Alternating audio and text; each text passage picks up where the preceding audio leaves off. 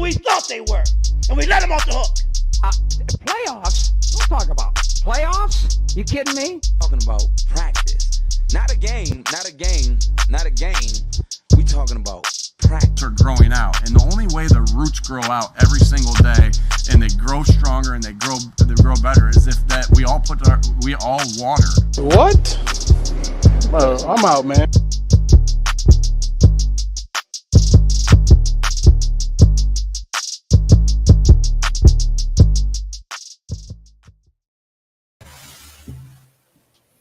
Oh, hey, what's up? We're back.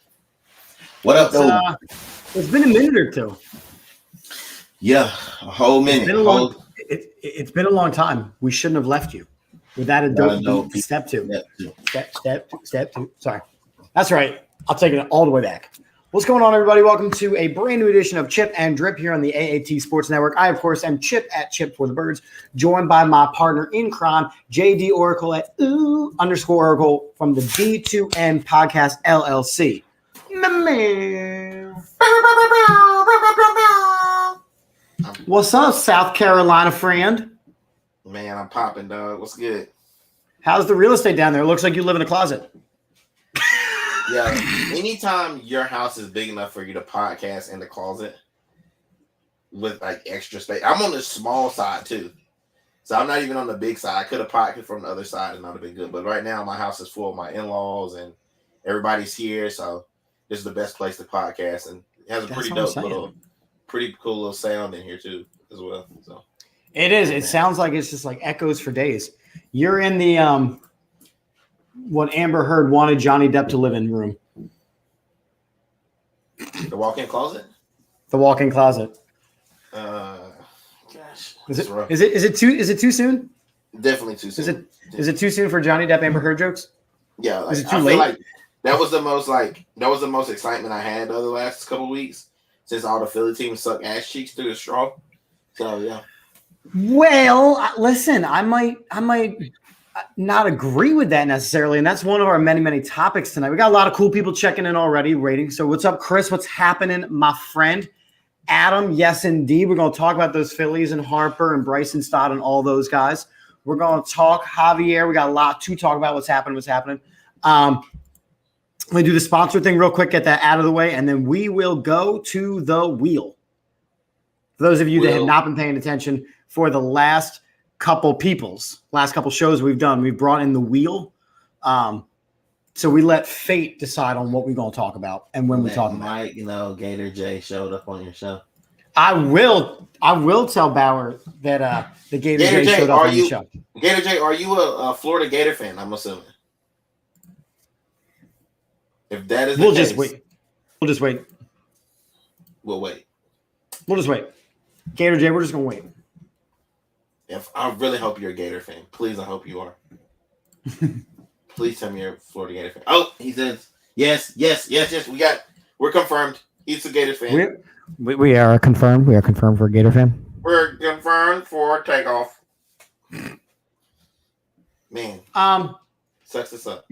Gator answers. Gator is actually a fantastic commenter. I got to give him my man props. Renovations are going. I mean, they're almost done. This is my wall. This is a curtain. What you don't see is this lovely potted orchid. Oh, y'all fancy now. Yeah, we are fancy now. It's very exciting.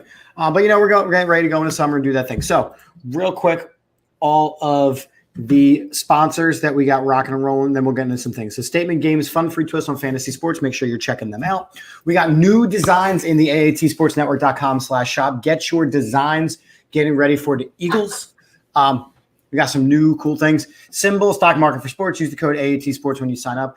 We got Vinny's Pizza and Restaurant in Allentown at the Old Town Shopping Center. Well, Vinny'sPizzaPA.com. And then Stuff to the Grills at StuffToTheGrills.com right next door. So from there, yes, I am trying to upgrade. Yo, I'm not hating on your orchids. Tila, my wife, who's messaging from the other room. T, we got to get you on the show next, man, since, they get you on the show coming soon. So it's going to be fun. We're going to do all kinds of great things. Hold on. Let me just finish sharing this thing out to the people so they know to come watch us. And then we're going to go to the wheel. Let's go to the wheel. So here, who don't know, go ahead. Okay. No, you do it. I'm sharing out. So for people who don't know, a couple weeks ago, Chip brought this great idea to use the wheel for other things other than just giveaways and promos. So we decided we're going to use the wheel on the show daily as we go through our shenanigans segments and our daily segments for weekly shows. We're going to do that. I think it's a great idea. It came and it never left, and I love it. Every week I get surprised because half the time I don't know what's on there. So I'm coming into the show completely naked, basically, theoretically, and or metaphorically. And good thing you're in a closet where you keep clothes. Oh, I'm cleaning out my closet. Damn, you killing the game. I said, I'm sorry, Mama. All right, I'm sitting up for this. I think it's got to get real. All right. So our topics on the Wheel of Destiny tonight are: we got Girardi versus Doc. That's going to be a real short conversation, I feel. We got shenanigans. Yeah. We got JD in his feels. That's a special topic. We got the Girardi goodbye. We got a couple new NBA coaches. We got the NBA Finals, and we got the Phillies.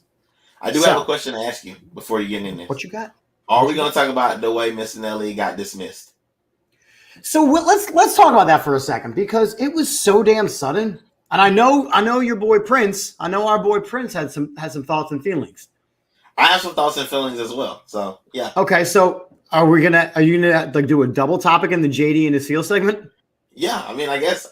Kim, you want to hit it real quick? Let's just hit the wheel. Let's see what's up. Okay, let's do it. Or do you want to do the Missinelli pre-section and then we'll go into the wheel? It's up to you, man. Like I'm talk about your thing. Talk about your feelings. Let me do this. Let me full screen you, my friend. You got some thoughts and feelings. Bam, full closet. So as it turns out, Mike Missinelli, the most cocky Philadelphia voice of all time, was dismissed within a matter of like 2 weeks, maybe.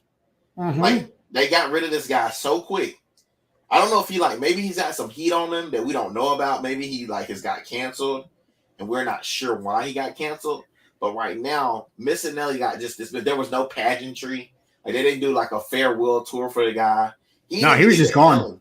They didn't even give him the Ellen treatment. Even Ellen got some real life treatment. He was gone. Like he was just ceased to exist. And then he got replaced by some dudes. So I'm just all right, well, now he got replaced by Tyrone, who we all know doesn't know shit about sports.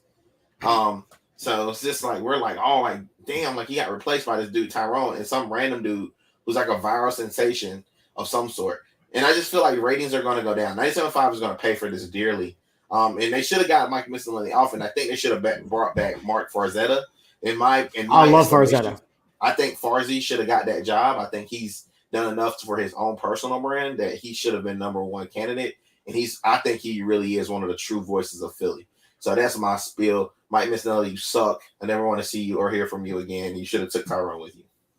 So, and I know some of it was contract related, and his contract was up, and he may have had something else in it. I get all of that, but considering all of the farewells that were happening from 94-1, I just found it very interesting that, Angelo, who I'm not a huge Angelo fan. I think it's just a lot of loud obnoxiousness, but he's doing a farewell tour. Dittinger, he's like, hey, I'm done on this day, and he's just gone. Jim Gardner from 6ABC, long farewell. Mike Missinelli, in my mind, does not fit into that category. And he just wanted to kind of have a part of the farewell tour. So, Okay, so but like when Zoom off. When Zoom off was gone, there was pageantry there. Like we all were sad to see Zoom off go. We didn't want the playoffs to end because we knew that it was not only were we going that we lose in the second round, but we knew we were going to lose Zoom off as well. So there was pageantry there. Like there was a feeling of like loss. Mike Missinelli being gone, there's no feeling of loss. Like I'm not waiting. I'm not worried about him on my transit home. And Prince did give him a pretty good pretty good send away, which I'm very happy about because he's one of my guys. I'm pretty happy about what he did, but at the same time, I'm looking at it like, you know what? Like, if nothing else is out there for you, like they sent you away as being this guy who's been on the air, 20 years? Maybe 20 years? Maybe 10, 20, maybe 10 years or whatever, went somewhere in between there, and you got nothing but, bye. This is my last show. Deuces. I have 94.1 saved on my radio. It's the first station that pops on. I listen to about 5 minutes of it before I turn over to the Bluetooth and DJ myself. I don't even go to 97.5. I'm not a big Tyrone fan. I am a fan of Broads because, he's been on the show a couple times. He's a good dude. He's energetic. He knows his sports. I mean, I like Broads. I don't know if he saves that station. Nah, I don't think he does. And unfortunately, with more of us popping up everywhere, and doing damn T, I love you. Damn, love T. But more people like us showing up and like really giving the real, it's giving people so many other options. Like I know for a fact when it comes to Adam. Adam is one of the an avid podcast listener, and he's getting just as much content for all the sports from probably podcasts. And it's better and it's different content. Look, we're not sitting here pushing our own agendas. We're reflecting on what's happening. We're talking as true fans do, and we're doing the thing. It's just not. I'm not a fan of the agenda pushing. You got to be the one to set the trends. And if you can set the trends in this podcast game, then you can legitimately do what you want. Like and that's what podcast is doing. Podcast is setting the table. They're setting the market, and we don't need. Because we're filling up the market is what we're doing. Yeah. We're filling up the market. And this is another thing that people may not understand because I worked in radio before. And what radio people don't realize is that if you don't have people backing you, contractually, you're paying for airtime. Like the time that these guys have, there's somebody's paying for that airtime, regardless if it's the network itself or they have sponsors who are paying for them to be on there. So it just is what it is, man. And we're getting to a point now where there's so many people, anybody with a microphone and something to say can do what we're doing. And unfortunately, these guys at one point were the end all be all, and now they're not. COVID changed a lot of things. It did. So my wife, for those of you listening to the audio version tomorrow, says, quote, radio is dumb. Podcasts are dope. Tom Haverford from Parks and Rec 10 years ago. Tom Haverford setting the trends 10 years ago. Setting the trends. At this point, you might as well call us Boston because we're having ourselves a little tea party up in here. Ooh. That's a history joke. Gator's about to get on some podcasts, F the old radio BS. And Adam listens to us and replay the next day on Apple Podcasts, and it sounds great. And on that note, let's go to the wheel. Spin it. I'm so hyped about Topic number 1. I did. Ooh. Oh. Spin it again. I want to do that last. No, that's it. All right. Okay. JD is in his feels. I am removing it from the wheel, and I am max screening you again, sir. This is like my own show. I love it. So, guys, like the last week, we know there was something very sad that happened in Philly. There was, again, another shooting. But what I'm kind of confused about is, and it happened on South Street. For those of you guys who are very familiar with Philly, it's a very, very busy street, especially when it's warm outside. It's a very busy street. There was a shooting, and one of our people that with our network, Danny Cheese, was in a bar across the street from where everything went down on South Street. And we were talking earlier, and I was talking to my wife, and I was like, why are they considering this a mass shooting when this is very commonly something that would happen in Philly because of the way people are hotheads? Like, two guys got guns and started shooting at each other, and instead they shot a whole lot of people. A lot of people got injured. Unfortunately, people lost their lives. But they're putting this as a mass shooting, as if somebody walked into a bar for no given reason, like there wasn't an altercation, and just started shooting, like a school or something, or like in a synagogue or something. Like, this is not what that is. If it's an issue of gun control, I do believe there should be more gun control. That's a definite thing. but I don't think it should be categorized with a mass shooting, because if you look through Philly's history, there's a shooting in Philly every night. Like, that's just, that's kind of par for the course at this point, unfortunately. But how much of this is, and kind of like you're saying, how much of this is the desensitivity to what it is? Like, they're just lumping it all together going, you know what? Another shooting. You know what? Another shooting. I mean, we're coming off of a time where there was a horrific a shooting event in elementary school, and now people are starting to speak out about these things and how, Congress and the Senate, they're not doing the things that the majority of people want. They want more gun control because, the Second Amendment says X, Y, and Z. Well, that's not really what it says. And no one's really getting into the center of the debate, because what happens, and it happened with the Black Lives Matter movement, it happened with gun control movement, it happens with the abortion movement, it's a lot of distracting. So instead of having the Black Lives Matter movement be, okay, Black Lives Matter, it was, well, all lives matter. Okay, stop distracting. Or now we're talking, well, Asian lives matter. And we're not saying those things don't, but right now we're talking about how Black lives matter. They're doing the same thing with shooting, the same thing with gun control. If everything's a mass shooting, it becomes numb to it all. Right. And to be honest with you, because we both work in the education system, me, you, and T, we're all in the education, so we know how close that hits the home for us. And we have kids, and they're growing up in a world now where people misuse guns. Like, I was in the military as well, so my dad was in law enforcement, so we always had guns in our home, and we knew not to touch them.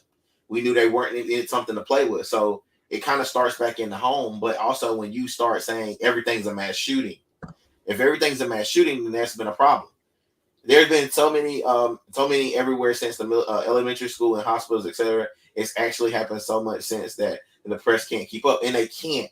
They can't. The press can't physically keep up with the news cycle, because now you have to really do the research. You really had to know that these two got into an altercation, which made them start shooting at each other. That this guy didn't just walk into a Phillies game and just open fire. You know what I'm saying? And I get that. But but we know, we've been in crowded clubs before. You played clubs before.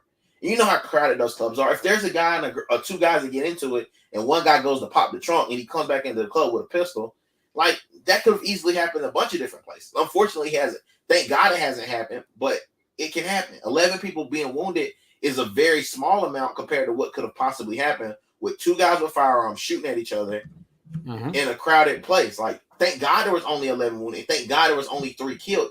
We could have avoided it altogether if these guys would have brought guns, but it could have been so much worse. It could have been so much worse. And again, a lot of the comments rolling in are really good. Gator's saying it fits the agenda, but the problem is that right now it's all agenda and no action. Right. So the gun control people have their agenda. The free reigns of the guns have their agenda, and no one's actually addressing the problem. And that's one of the biggest issues that I see. And as you said, we're teachers. We're in classrooms. I can promise you, the day that they require me to carry a gun around middle school children is the day that I leave teaching. Right. Because I work with enough teachers that lose bathroom keys and cell phones. And you want to put absolutely not. Absolutely not. The issue is that's the need. That's what the issue is. The issue is that's the problem. Need. That's the problem. And I think that's what we need. That's what that needs to be brought up, is that there is a need for me as an educator or a coach to not have to carry. I have my concealed weapons permit. I do, but I was in the military. I know how to use it. I've had guns my whole life.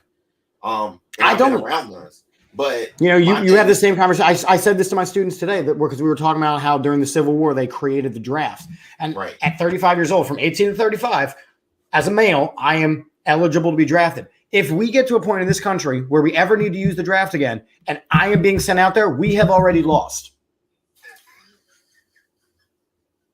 We are already done. The fact that you said it like that, I didn't think about that. Like, if we got to the point where I'm having to go and defend everybody, we're in a bad place. I mean, we are already done. Let's be real. And let's be real about this. And I know we talk a lot. We always joke. We do our shenanigans and all that stuff. But at the end of the day, like, we're parents. Like, we are both parents. We're both husbands. We're both educators. We're both, just men in general. And we're in a world now where you not only have to tell your kids how to handle life, you have to also ensure that they make it back home safe. And that's white or black. Like, it's not a color thing anymore. Like, people are going into places and they're shooting people for no reason other than just being in a place. no matter your color. And I know before it was all divided, like, oh yeah, black lives. You know what? I'm at a point now in my life where all lives matter. Like, I don't want to see anybody. They always do. I never want to see anybody. And I know everybody's gonna be like, well, Jay, it's all like black people are more likely to get killed. They are more likely to get killed, but at the same time, I'm seeing just as many black people going to funerals as I'm seeing white people, and it sucks either way around. So, and they don't ever address the root of the issue. The gun violence is the root of the issue. Guns, like, are you good? And my thing is, and honestly, I know this sounds really rough, and before anybody cancel me, hear me out. If your child gets a hold to your firearm and kills somebody, you should be charged with the same penalty that they're going to charge the son with. Like, if you get first-degree murder, the parent should also get first-degree murder because your gun fell into the hands of someone who you're responsible for your kids and all other assets of things and all other facets. Your kid doesn't go to school, they take your ass to court. Yep, for truancy.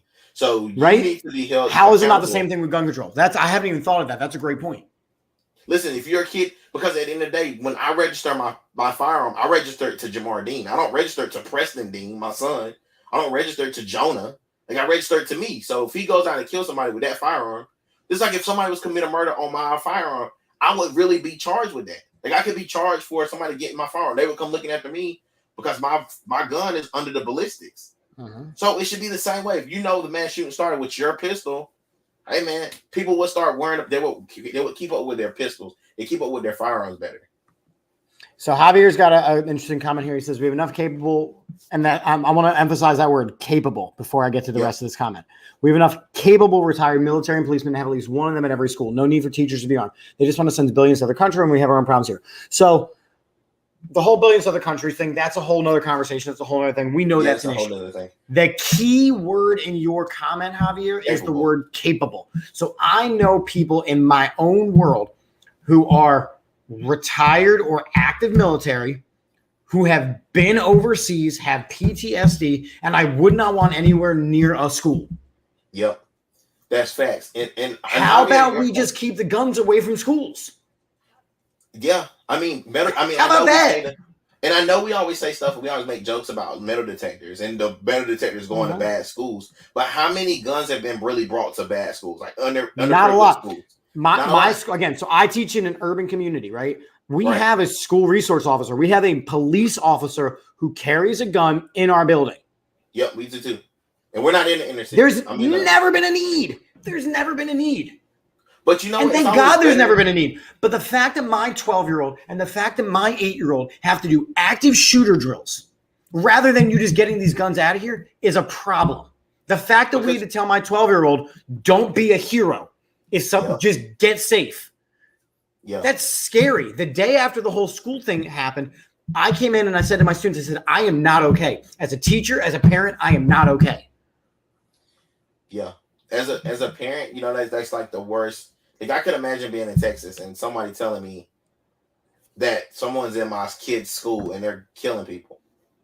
You know what I'm saying? Like, Tila is so right here. Like, I mean, I normally am always the jokester. I'm always, you know, being like super jokey. But this is not something I take lightly because now when your kids leave the house and you have to legitimately have a conversation with them. We're having to have these conversations with, you said, an 8-year-old. I'm having a conversation with my 5-year-old who's about to start school about if you hear something loud, it's okay to get under your desk. It's okay to do these things to prepare yourself for this. And this shit shouldn't be happening. Like, we're in a place and that's now, my issue. We're in a place. Javier, Javier is saying like the bad guy won't care about a gun-free zone. I get that. And I know that we're not going to get the guns out because people are literally fighting for their dear life. The fact that after the school shooting, everybody went to an NRA rally. Like, what is that going to? So I'm gonna throw this out there for you because I've been in combat.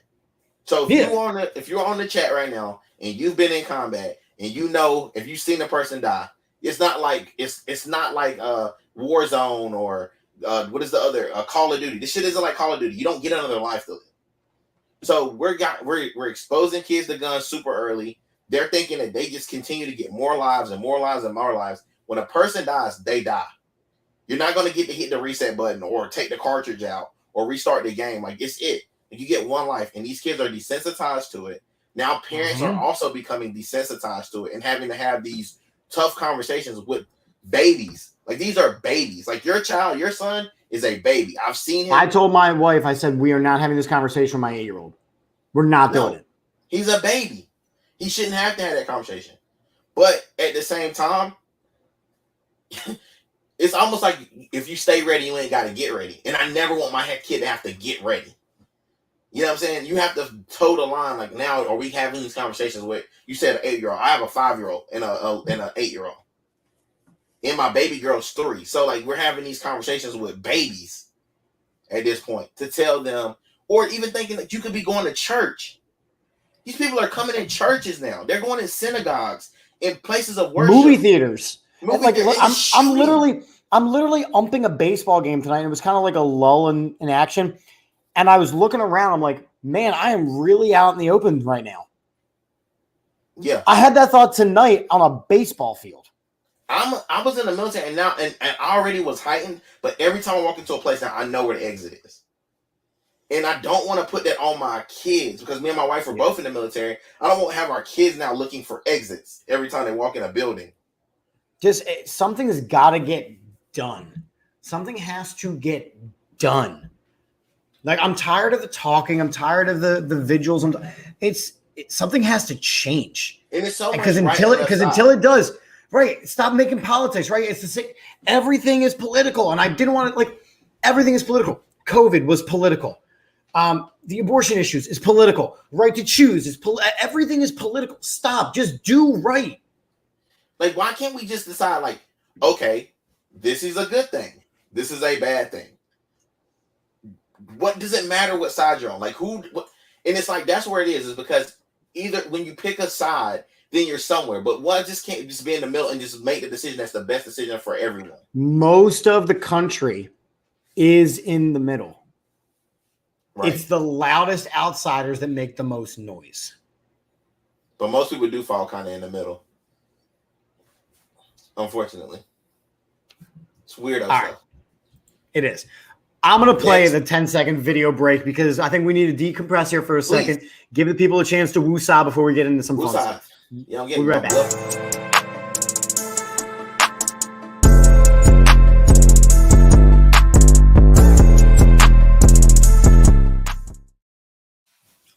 Okay, we're back. Let's do it. Oof. That got all up in there.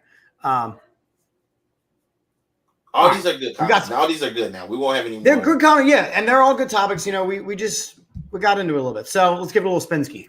We still got some good stuff on the wheel. Let's talk about it. What are we going to get into? What are we going to get into? Okay, new NBA coaches. So when I put this on here originally, it was just to discuss the Lakers' new coach, which is Darvin Ham. Darvin I like him. Ham. Who would you have rather them get? Is there anybody you thought that they were going to pull the trigger on? Here's my issue with anybody who coaches a LeBron James team. It doesn't matter who it is. It doesn't matter who coaches the LeBron James team because LeBron James is the coach of that team. Right. LeBron James is the coach of the Lakers. This is nice to see right here. I'm not gonna lie. I got all kinds of stuff. You know that. And again, the NBA is a league that has notoriously had black NBA head coaches. Javi's on one right now. I'm messing with Javi, dog. Javi's on one right now, bro. Javi's got the comment about they should have took Doc Rivers from us, and I'm cool with that because it still keeps the same amount of black coaches. Maybe take them away. I would have loved it. And here's the thing: I don't know anything about Darvin Ham. I think he played in the NBA. Darvin Ham played in the NBA. Yeah. Played in the NBA. So, I don't know if he had coached anywhere beforehand. I'm on his Wikipedia page. Oh, he was the Lakers' assistant coach in 2011 to 2013. So I need to look. I want you to look at this real quick. So is there, and these are a lot of great coaches. So let's just throw that out there. A lot of these coaches have shown a lot of promise so far. Oh no, okay. So wait, hold on. So hold on. He's half decent. He was an assistant with Atlanta. He was an assistant with Milwaukee when they won their title. Yep. So he's okay. He's got a little bit of creds. He's actually a part of he's a part of a couple different coaching trees. Like he's definitely a part of the Nate McMillan coaching tree. He's definitely a part of the Boomhauser. What's it? Budenholzer. Budenholzer. He's part of that coaching tree, of course. And you know, like we're always looking at coaching trees and all these different leagues. We're looking at coaching trees, right? So, and I know this is what we're supposed to go with this, but because it's a part of it. Who's the most impressive coach out of these black head coaches that you see? Out of these black head coaches? Yeah. It's going to get interesting. This is almost a shenanigan. This is almost a shenanigan. So I think Dwayne Casey has got to be up there. Because again, he's won a title. I think Doc is only up there because of the title, but I don't think he's a good coach. I think Monty Williams is doing a lot, but he's choking right now under pressure. A lot of these guys, you know, more for their playing days. I'm gonna say Dwayne Casey. Okay. So I'm pretty sure Mike Brown has a championship as well. With the Cavs? He has some with the Warriors. I think not as head coach. One. Not as head coach, though. I think he has won a head coaching title with LeBron. I'm serious. The first one when he was in Cleveland. I think that's a Mike Brown team or a Tyronn Lue team. But I think it's a Mike Brown team. It was a Tyronn Lue team. Is it? We have to look. But I think it was Mike Brown, though. He coached Cleveland into the finals in 2007, and they never won the title with him there. He was the coach of the Lakers. He was fired. He was the assistant head coach with Golden State when they won the finals. Mike Brown does not have his own title. Okay. But Tyronn Lue does. With the Lakers and with the Cavs, or just with the Lakers? Because he's got a couple because he was on the team with Kobe and Shaq. So hold up. You know me, I'm doing this thing. But anyway, while you're looking at that, I think the most impressive coach. Just one. Okay. So the most impressive coach right now, if I have to throw it out there right now, if I'm a victim to like right now, is probably Ime Udoka. Okay. At the beginning of the year, everybody was talking about breaking up Tatum and Brown. They wanted them broken up. They thought they couldn't win. Everybody thought that they were soft, and here they are in the finals. If I go with my second pick of like new blood, it would definitely be JB Bickerstaff. Yeah, he's doing a great job with those young Cavs. Like they were a lot better than people thought.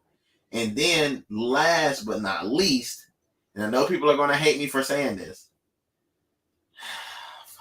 I gotta say it, man. Don't say it. I gotta say it. It's probably gonna be Jason Kidd with Dallas. Oh, that's fine. I have no issue with that. I thought you were going to go back and say Glenn. No, Glenn will never get my respect. No. J Kidd, yeah. J Kidd. I think J Kidd's one of the guys, man. I think my issue when I look at this list is, look, there's only one NBA champion each year. So, like, I would say the most impressive coach is Monty Williams, but he is choking every single playoff. Yeah, it could be a little bit of a couple of different things with Monty. I think Monty he shows improve every year, right? He shows and his guys are like top notch in the regular season, but if he's got the Sixer juice on him somehow, where he's got a great regular season. That sounds gross. It's the Sixer juice. It's like he can have a great showing in the regular season, but when things constrict for his teams, he just doesn't make the right adjustments. Almost similar to a Doc Rivers. Very good regular season coach when the games don't matter. The other thing that we haven't talked about is, so again, Darvin Ham is going to be the new coach of the Lakers, but in reality, LeBron's the coach of the Lakers. We all know that. But Quinn Snyder of the Jazz up and left the team this weekend. Yes, and that wasn't talked about as much. That was not talked about at all. In fact, I had to read the news today to find out. And the big thing is that Donovan Mitchell just re-upped with the team for 5 years, and because of Quinn Snyder being his coach. Let's be real. Donovan Mitchell is not what y'all think he is. Donovan Mitchell is a Walmart version. He's a Walmart version Russell Westbrook. Like, let's be real. I don't think Russell Westbrook is that good. Right, but that's why I say he's a Walmart version of it. So everybody thinks he's this guy, he's this dude, but in reality, he's not. Like, Donovan Mitchell can jump and he can play, but he's not an all-star. He's not that guy, and I know he keeps making it, but but they don't have anybody else. Like, so it's not like he's got like Gobert is good. Gobert is good. They got a couple shooters. He can't score, but that's the issue. So he's a good player on a bad team. So I mean, really, in all honesty. Yeah, the Jazz need a big overhaul. I mean, and I'll be curious to know why Quinn Snyder up and left the team. I will. But that move's not being talked about. And that's not a team that is a destination. You know what I mean? Like, nobody wants to go there. I mean, they got like a kind of a history of winning when they had like John Stockton and Karl Malone. But since Jeff Hornacek, don't forget my man Jeff Hornacek and Greg Ostertag. Don't care about any of that. All I remember is Byron Russell getting his ass pushed in the ass cheeks and getting the J shot on him. To the wheel. No, who do you think they should take in that spot though? Who do you think that would be a front runner for the Utah job? I don't know. They'll find someone. Oh man, this is going perfectly. Yeah. It's going perfectly. All right, so refresh my memory. I want to say that you had this matchup when we made our picks. I did. You did. And you had Golden State winning it? Yep. And I had and guess what just happened this weekend? This weekend when the first game started, I picked Boston to win. And then yesterday I picked Golden State to beat them by 20. They won by 19. Like, I'm on fire right now. So I watched every single minute of game one. And yes, the Celtics won. And that was great. But if they are going to require Al Horford to score like that and play like that and hit 6 threes and rely on that, that wasn't just a playoff career high. That was a career high. But you can't tell me, by the way, that Al Horford was not a sleeper agent the seasons that he was with us. Listen, and let's be real. If there's not more of a shot towards the Sixer organization that this guy has now left and he is now playing phenomenal basketball. He looks like he turned the clock back, like literally. Like we said that same thing about James Harden. Well, people did, dummies, said it about James Harden. No, dummies. He's really turned the clock back. Like Al Horford is in the top in scoring right now in the playoffs right now. Like he's up there. But again, that's not going to carry you over this Golden State team. Golden State, and I said when I was making my picks, I said it didn't matter whether it was the Heat or the Celtics that came out of the East. Golden State is winning this title. You cannot compete with Curry and Clay, and then the real sixth man of the year in Jordan Poole, and Looney getting points, and Draymond still doing his thing occasionally, even though Draymond sucks and I hate him. You're missing the X factor already. Wiggins. It's Wiggins. Wiggins is the X factor to that team. Like, people want to talk a lot about Marcus Smart and all that. If Wiggins starts scoring on you and he's aggressive at the beginning of the game, it takes a lot of pressure off of Steph to have to create. But that's also what Jordan Poole does too. Jordan Poole has been going off in game. He went off in game 2. Because you got to think, okay, because they kept saying he wasn't that great. He hasn't been playing great. And that he is a relief valve. Because it's hard to guard up on Clay and Steph when Poole is lighting it up. They make it hard to guard, really. I think it's Adam, I don't agree with you. Adam says it goes 7 games. I think it goes 5. I think Boston snuck one and woke Golden State up. I think, and then you woke up Draymond. And I think when you wake up Draymond is a lot like he's got like a lot like a Dennis Rodman type feel. Like, yeah, he'll agitate. And when you start agitating back and that's not a part of your game, he takes you out of your game. Because that is his normal place. He lives there. So he's got Jaylen Brown getting up in his face and after that, Jaylen Brown was no good early. I mean, he was decent, but nothing. Tatum got all emotional and all up in his feelings. So can we talk about Tatum for a second? Why he want to be Kobe so bad? I like Tatum. I can't. I do too. But he's like, Kobe wore this outfit. I'm gonna wear this outfit. Kobe, here's my text message to Kobe. The one today where he is laying on the basketball and then he split the picture and it's Kobe laying on a basketball. I'm like, bro. Listen, why do you want to be Kobe so bad? Listen, we gotta give him a break because Kobe did it with Jordan that way. So if it's par for the course, but I guess it was pre-social media. Yeah, I mean, Kobe, of course, was working in the lab, but Tatum is a superstar and is all right. He's gonna be one of those. He is, but he's not on the same tip as Kobe to MJ. We don't know yet. It's too early. Not yet. Because you gotta remember, Kobe, his first playoffs shot air balls like that first. He shot 3 air balls. So I'm sure if they were podcasts back then, they'd be saying exactly what we're saying about Tatum. But you're talking about Tatum being on a team with Jaylen Brown, being on a team with an Al Horford and a Marcus Smart. Like, he has pieces around him. Yes, he's the best player, but he's got pieces around him. Kobe led teams to the playoffs with Lamar Odom. That Lamar was good that year. He was the 6th man of the year, by the way. And like one other player. Pau Gasol is going to be in the Hall of Fame. Smush Parker. Those teams didn't make the playoffs, though. Yes, they did. Yes, they did. They got booted early, but it eventually took him to having Shaq with him. Right. So you got but you got the 2 times mixed up. Like, Smush Parker is after Shaq leaves. Right. So you got 2 Kobe eras. And to be real with you, Kobe had some help at first. Because he had some older Lakers with him. The year that Robert Horry, Derek Fisher, all those guys. Yeah. So he had about a suitable team like Tatum's got right now. So Tatum is technically he's in his rights to do that because he's in the same mindset. Now, if Jaylen Brown leaves, it will be like, because they're like kind of like a tandem. It would be kind of like not Shaq leaving, but more like a Scottie Pippen leaving. Hall of Fame, but he can do a lot. He's a utility man. So in theory, are we really taking away that from Tatum? I think it's too early for Tatum to make the comparison, but I can definitely see the comparison. I can see it, but it is too early. And you gotta let that man live. I mean, he's played great in these playoffs. Like, this team was not supposed to be there. When the playoffs started, I didn't say when the first round came, I didn't think that they would be where they're at right now. It wasn't until after the playoffs started rolling, and I was like, okay, well, maybe they got a shot. Yeah. One thing that is not on the wheel, I want to talk about football for a second. Let's do it. So I saw an article today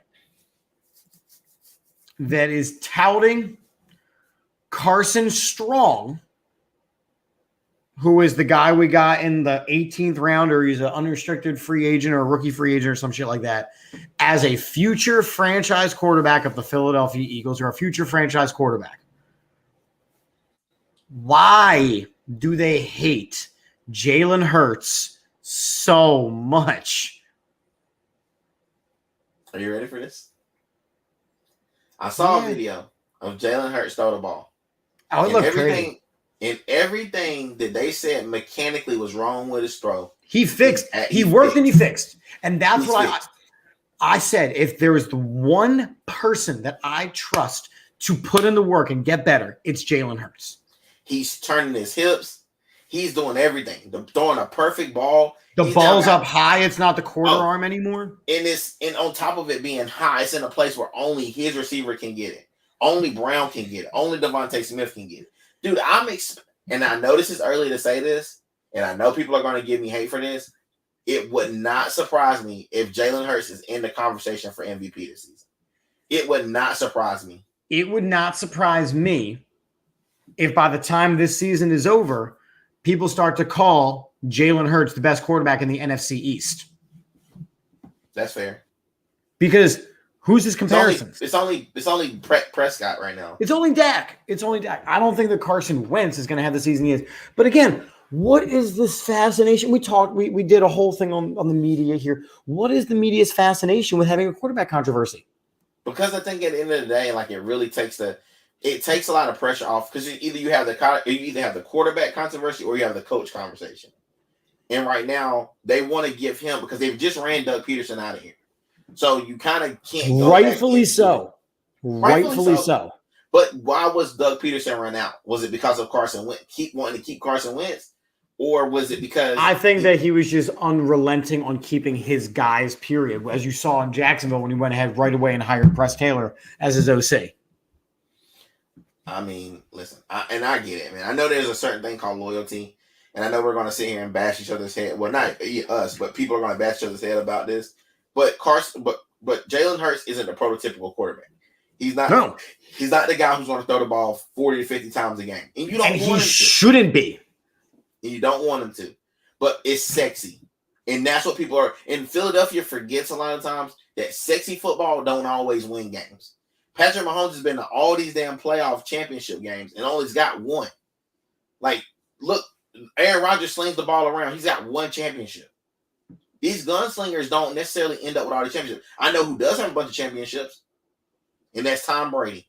And I thought you were going to sneak in the Pittsburgh Steelers. Now I was like, man, just figure it out. And in those years that Tom Brady was very, very effective, he is the check down master. Mm-hmm. He's a check down. He was an incredible game manager. Oh yeah.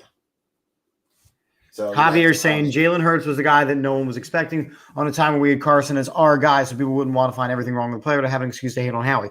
Yeah, but now we're at a good place. Our team is on the up.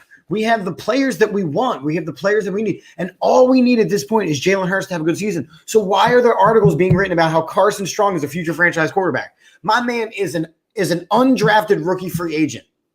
Because his name's Carson. It's just because his name's Carson. And that people get and you know, and this is why I realized another time because I've been doing a lot of like research this offseason. I can't wait to talk to Johnny about this. But when you talk about the mechanics that were wrong with Jalen Hurts last year and the inability for him to throw the ball upfield, and these guys have now picked their replacements. Like Cox apparently had a big hand in drafting Jordan Davis. Yep. And saying that he saw a lot in him. And you have also Kelsey is now saying he wanted the dude center. He handpicked him.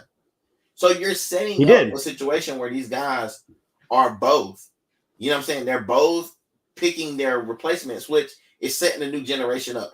AJ Brown decided to come to Philly. And he's handpicked by Jalen Hurts to come here. Yeah. So now think about this. The same thing that we kept saying about Philly teams is now people are deciding or choosing to come to Philly when they couldn't. Because this team is on the up. Yeah. Let them be on the up. Let them be on the up. Stop it. Stop hating for the sake of hating. It's a great time to be a Steelers fan. Here we go. Some of these topics we might be able to combine. I think I want to hit shenanigans. Come on, shenanigans. Yes. Shenanigans. Yo, I have so many shenanigans planned. You spell shenanigans right now. Shenanigans. We're here for some shenanigans. We're educators, just so we know. We are smart people. All right, let me get some shenanigans pulled up. We do schoolwork and stuff. I grade on spelling. I don't take off for spelling. I'm just looking. Neither do I. Neither do I. You got close enough, kid. I know what you meant. All right, shenanigan number 1. This is start one, bench one, cut one. Is that Montavious? Not Montavious. It's Jordan Jefferson. That's Devontae Adams, Cooper Kupp, and Jordan Jefferson. All right, bet. You want me to go first? Start one, cut one, keep one. So I'm going to keep Justin Jefferson. He's young. Start one, cut one, bench one. I apologize. Okay, so I'm benching Justin Jefferson. He's young and he can learn under Cooper Kupp. And I'm cutting Adams. Adams, I think, is a game player. He played games with his last quarterback, had his quarterback think he was coming back, and then he just dipped on him. Loyalty is, in my life, loyalty is high. So yeah. I'm actually going to start Justin Jefferson. I think the explosive big play stuff is up there. I'm going to put Cooper Kupp on the bench to come in and be that possession receiver when you need him. And same thing, I'm cutting Devontae Adams. I don't think very highly of him just because I'm not a fan of him moving from the best quarterback in football to a car just so he can play in Vegas. And the way he did it just didn't sit right with me. Right, because he had that man thinking he was coming back, and that's the only reason why he came back. We might have thought to see Aaron Rodgers retire had he known what was going to happen. I would have been okay with that. And now he's going back. He's coming back, and he's going to play with the School of Deaf and Blind, basically. No disrespect to the School of Deaf and Blind. Yeah, them are peoples. All right, rank these 4. Shit, man. All right. Okay. That's wrong, I know. This is so fucked up. I know Larry Bird's at the bottom. Just really? Yeah, he's at the bottom for me. Because of how dominant these other 3 are. Like, yeah, Larry Bird was dominant in his time, but he was not the most dominant player of the 80s. No. So Shaq and Kobe were the most dominant players in the 90s, literally. After Jordan left, after 96, they were the most dominant pair ever. But now I'm looking at this time. So right now I got Kobe's number 1 for me. Okay. 2, Shaq. Oh. And then Curry. But it could all switch up if Curry wins this championship this year. If Steph wins this championship this year, yep, that's where I was at with it. Good job, Adam. All right. If Steph wins the championship, this whole thing flips on its head, dude. Okay. Go ahead. So Bird is my 4 because there are other players in the game who can do what he does and do what he did. Yeah. And one of them was on that list. Yeah. All right. At number 3 for me is Kobe. Because while my man was a stone cold killer, while my man is one of the top players of all time, while he was a great leader, he had the Mamba mentality, he had all those things. Again, what he did is able to be redone. It's able to be redone by, or even was already done by a player like Michael Jordan. Okay, but Michael Jordan's not on the list, though. I'm saying, but what I'm saying is, I gotta accept your answer. You know what? You're right. You're right. His skill set is duplicatable. Okay, continue off. Shaq goes in at 2 because while he was exceptionally dominant, he did have flaws in his game. Flaws that became a way to guard him. What Curry is doing now is reinventing the game of basketball. You're going to see it when you start coaching your high school kids and seeing where they think they can hit 3-point shots from. He is changing the game of basketball as we speak. There's conversations about there being a 4-point Curry line. Okay. So I would rebuttal you for a second because there's still a lot of work. I mean, every 3-pointer now that Curry makes is a record. You know what I'm saying? So like every 3-pointer he now makes is a record, and he's nowhere near quitting. Right? You know what I'm saying? So the number of astronomical. That number is going to be astronomical. It's going to be something that we've never seen before. It's going to be ridiculous. And will never be close to duplicated again. Well, with more players coming about like him, because you got to think about there's also Trae Young out there. And Trae Young's going to hit a buttload of threes too, because that's all he shoots. Sure. So we're going to watch. It's a changing of the guard, like you said. So, but we're never going to see another player as dominant as Shaq.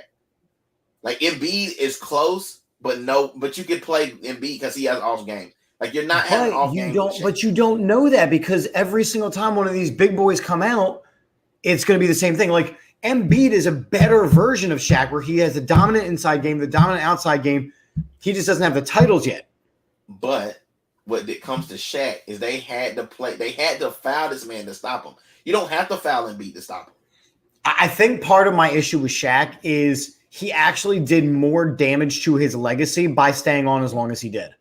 Right, but what I'm saying is you got to take prime Shaq, like Lakers Shaq, Magic. Oh Shaq. yeah. Like those teams with Shaq on it. Like the dude started a break one time at 7 feet, 300 and something pounds, and he ran a break. So I mean, you can't take that away from him. And then Kobe, of course, he gets the rings without Shaq. Like he gets 2 more rings without him, but he puts together these great teams with like the Lamar Odoms and the Pau Gasols and the Andrew Bynums and the Derek Fishers. He does these things, so it's like you kind of have to look at it and say, you know what, Mamba is also a force to be reckoned with, and I think he's on my Mount Rushmore with Jordan, LeBron, and Kobe. But now I'm going to have to add Curry to that list, and it's going to be really soon if he wins his championship. Yeah. That's all I'm saying. Like I know this was a shenanigan that was not fair. I am aware. Especially but that's just Larry Bird. Like he got fucked the shit on.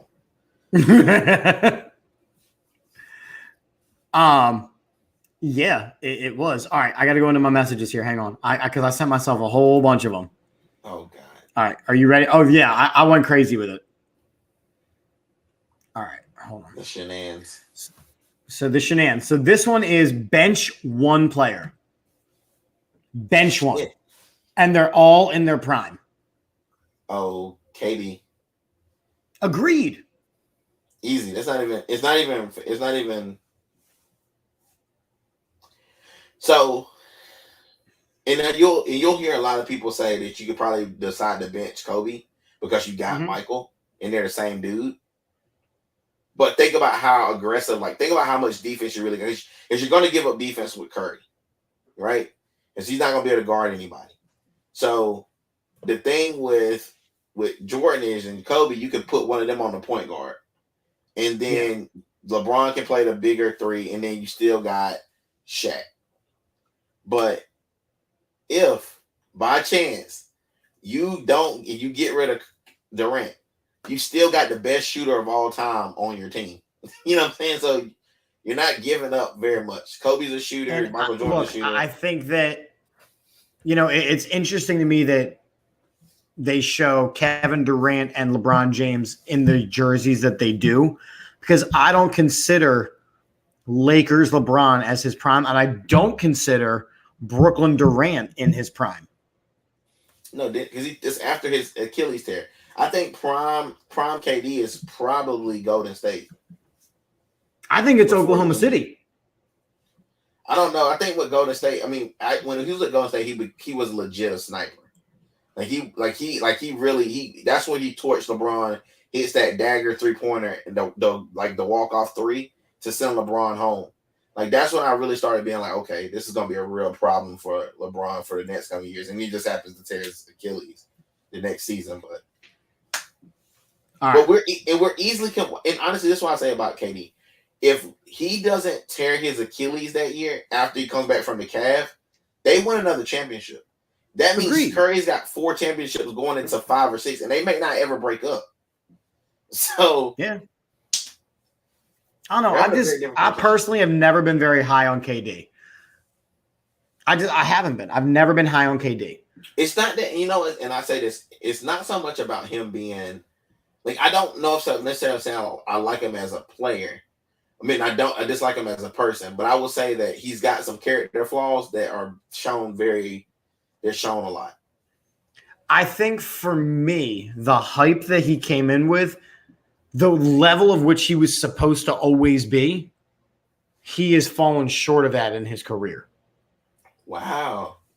He was supposed to be in that tier of the LeBrons and the Kobes and the Michaels. That's what he was touted coming out of Texas, coming out of high school. And I don't think he's ever reached that level.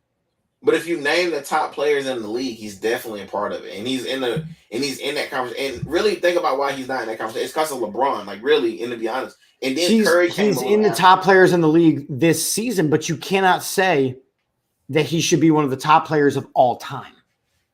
He's definitely in the top 75. Top 75 of all time. Definitely towards the bottom of that list. In maybe the 50-60 range. Really? Yeah, for me. Low. For me, yeah. I don't think highly of him. Damn, I got him in the top 10. No. Definitely. No, you put him on that same list with Kobe, Shaq, Steph, and Bird, and he's 5 or 6 for me. I think he's better than Bird, though. No. The only people I would put ahead of him, honestly, only people I would put ahead of him, like off the top of my dome, is Tim Duncan. They weren't mentioned. The Winsky. In his size bracket, Kevin Garnett. Plus the 4 we've already so we'll go Jordan, Kobe, Shaq, Steph, Magic Johnson. Magic, but that makes him. He's right at the Magic. I have to and Akeem. You got to put Akeem in there. Okay, so that's 9, and he's 10. So you have him better than AI. Yeah, and that's not that I have him better than AI, but because of his accolades, I do have him a little higher. But that's where I struggle. Where it's like I could name 15, 20 players just like we did, and I think that Kevin Durant falls below them. I don't know. He's got chips though. Cool. And he's got Finals MVPs and stuff. He's got MVP. So does Andre Iguodala. Andre Iguodala's going to be in the Hall of Fame though. He is going to be. He should be. He should be. I got Dwayne Wade higher than Kevin Durant. I don't know if I can put D Wade higher than Kevin Durant. In good faith, I don't think I can. I got Dr. J higher than Kevin Durant.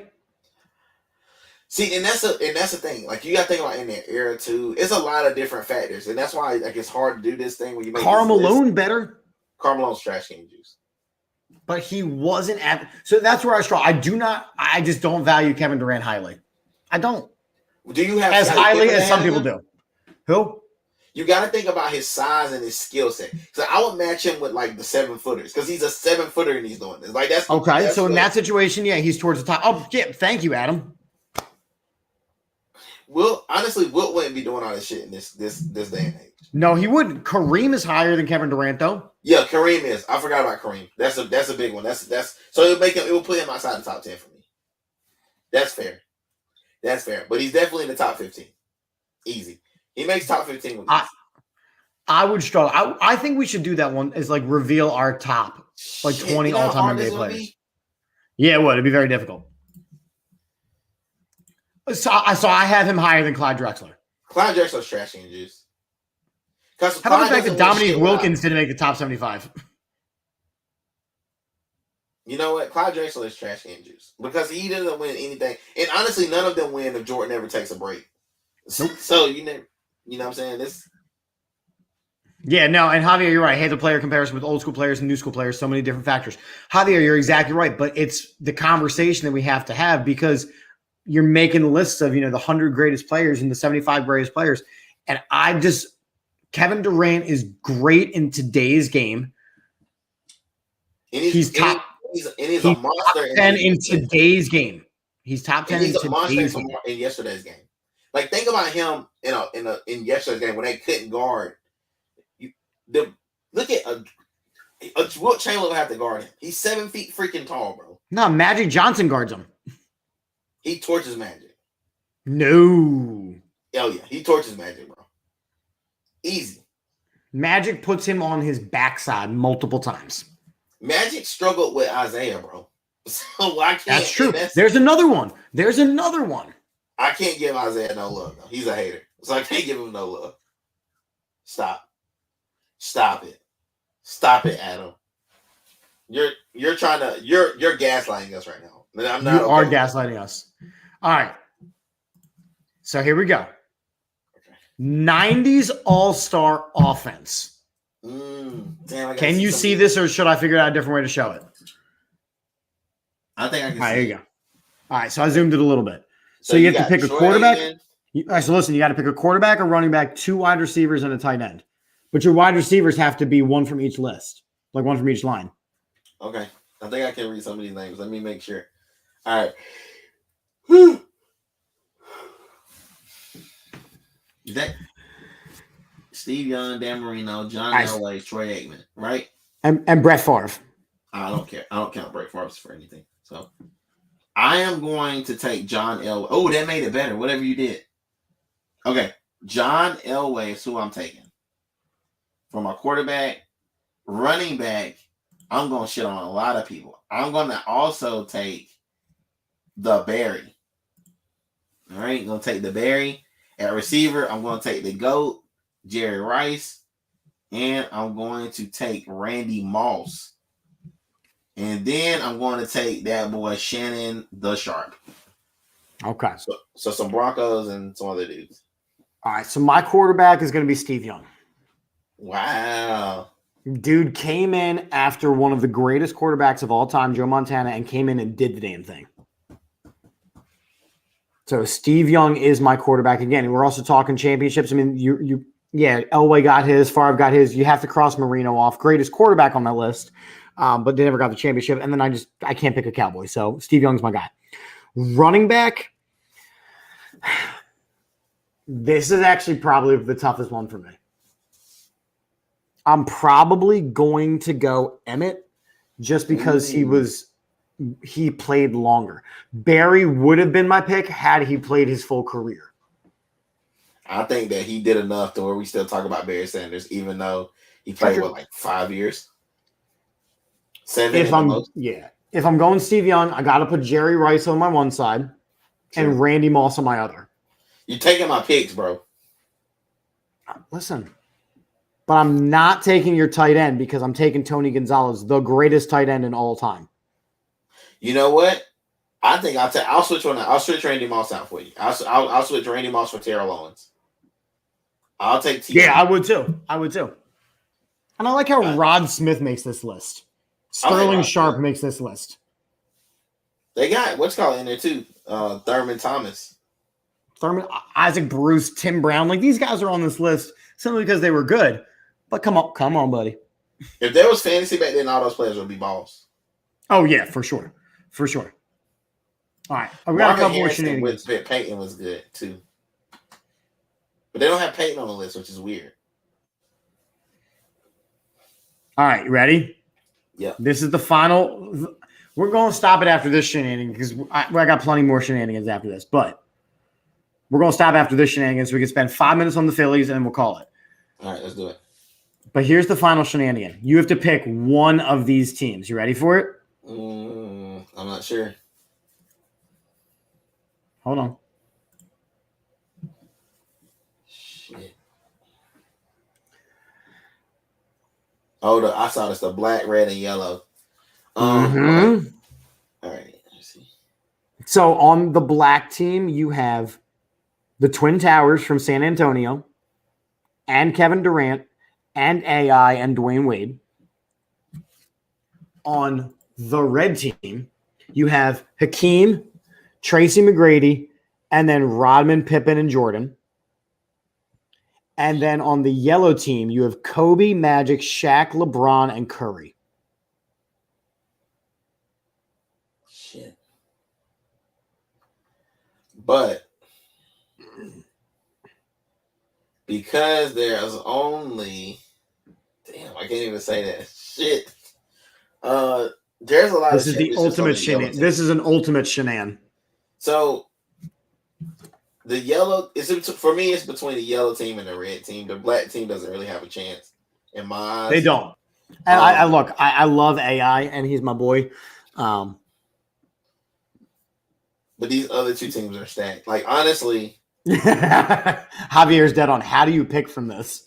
You know what? It's in between the red and because there's more championships on the yellow team, I gotta go yellow. I love Jordan. You know I love Jordan, but I gotta be like LeBron's got what 3 championships? Or does he have 4? 4. He won 2 with the Heat, 1 with Lakers, and 1 with the Cavs. Okay, so you got 4 championships with him. Kobe has 5. Curry will 2? probably have 4. 4, 3. He's got 3 right now, but he could possibly have his 4th this year. Magic has a ton. Shaq has a ton. So I mean, listen. I'm going yellow. I'm sorry. And I'm going to agree with you simply because of one reason only. Shaq. Why the hell is Tracy McGrady on this list? Tracy McGrady's on this list because, for one, people forget how dominant Tracy McGrady was. He was a fucking. He was. The injuries crushed him, but you cannot compare. Okay, what's up, Mark? What's going on, buddy? You cannot compare the red team because of Tracy McGrady with, if you're talking the greatest players in NBA history, that yellow team has 5 guys in the top 10. I know, but you putting Tracy McGrady at point guard, though. True. Think about that changes the game because you have 2 fours, really, 2 guys who can play 4. Hakeem, who can also play the perimeter. At that, in his era, he could play the perimeter pretty well. And you got the GOAT. You know what I'm saying? Like, you never. And you also are giving Michael. You're giving Michael his 2 guys. Yep. You're giving him more than that because Tracy McGrady is a facilitator too. Like, people forget he was a point guard, 6'8", long, could jump, and he could shoot it too. So it's not like a Ben Simmons situation. This dude can actually shoot. See, that's Mark. That's what I'm saying here, right? Tracy McGrady was the weak point. He's not a weak point though. We're just saying that because. But compared to the list on the yellow. Okay, so let's say you take Tracy McGrady out, you put Allen Iverson on that team. Then what? Does that change your mind? Because neither one of them have a championship. So I love AI, but at that point you have nobody passing the ball.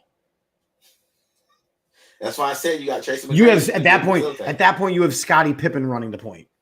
You gotta remember, Tracy McGrady made Jeremy Lin look good one time. What if you had Jeremy Lin instead of Tracy McGrady? Dead. Yeah. Yeah.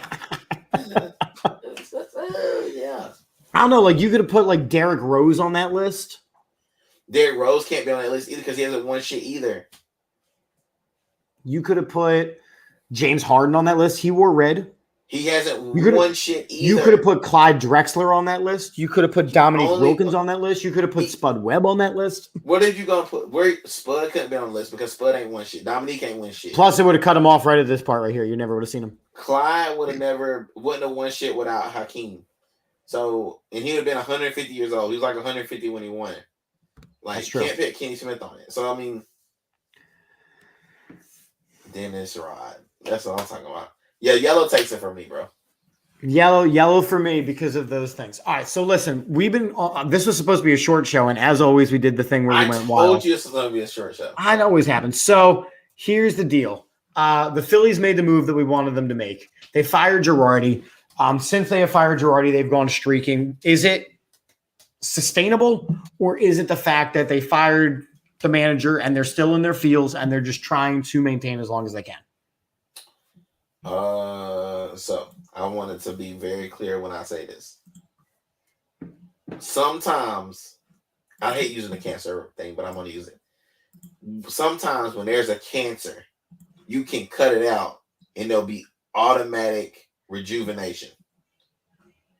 And then there's other times where you can cut the cancer out and it'll appear that it's better, but it will come back in another form. And I'm hoping it's the previous of the two, the first one.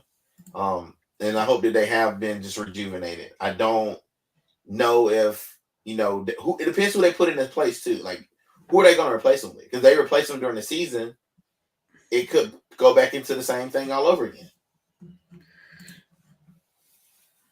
So, Javier, I agree, right? That was going to be one of our topics tonight, right? One down, another one to go, because Doc Rivers and Joe Girardi were the same person. And I don't know. Yeah, I mean, Adam's saying that he thinks it was the coach weren't playing for him at all. So I saw Girardi manage one of his last games. We went on Memorial Day down to the ballpark where they blew it in extra innings. They gave up. My issue with Girardi was always you knew what you were going to get every game because he never broke what he was going to do.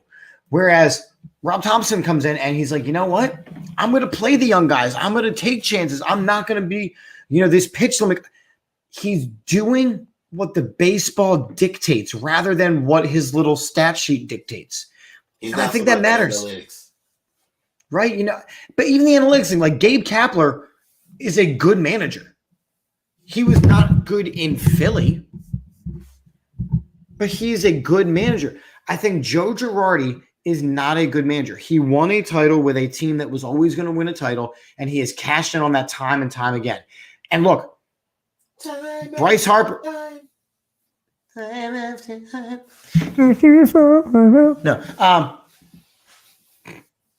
Joe Girard, look, Bryce Harper is having an MVP season, just batting as a DH. But you have to give Bryson Stott at bats. You have to give Nick Maton at bats. You got to give Mickey Moniak at bats. You got to build up Bohm's confidence. Like, there are things that have to happen that just were not happening. Now, are they going to catch the Mets? I don't know. The Mets right now are reeling a little bit having Scherzer out. Mm-hmm. Are they going to make a wild card? Maybe. But it doesn't fix the starting rotation. And Kyle Gibson had a really bad start. It just happened that they pulled it out yesterday. It doesn't fix the bullpen, but maybe it manages the bullpen. Yesterday, after Kyle Gibson's really bad start, he was out in 3 1/3. The bullpen didn't allow another run until the end of the game. So Thanks. Maybe the pieces are there. They were just being mismanaged. I think that we have to see what happens when they play a team that is not the Anaheim Angels, because they suck real bad. Super bad. They're super bad. But again, here we go. They are the boys of summer, and 'tis summer. And 'tis the end of the show. JD, what you got? It is. It's closing time. One last call for alcohol. Or finish your whiskey or beer. Sure.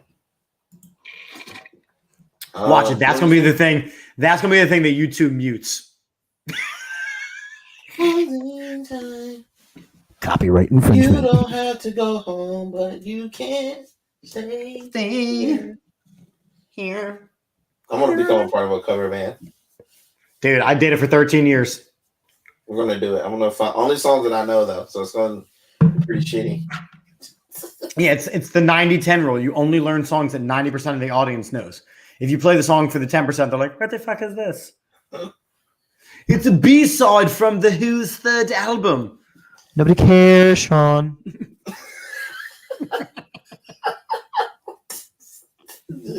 You're a sick individual, dude. I am sick. Yeah, what were you asking me? What's going on? You guys have anything going on the D2M podcast right now? No, we're just getting ready for NFL football, college football coming up. We're gonna be launching some Clemson show that's gonna be at a local bar. It's gonna be real dope. I got some work going on with one of the networks down here, one of the local affiliated networks. We're gonna still be talking Philly Eagles, and we're still gonna be talking Sixers. We're still gonna be doing everything we're doing last year. We're gonna have a State of the Union address at some point before training camp starts up. With a lot of NFL teams, telling us how you feel about your team. We'll probably have you guys on talk a little bit about that and with us about your Eagles. And technically, I'm a resident Steelers fan at this point. So, yeah. And I got small hands, so I'm going to give them a fair shot, I guess.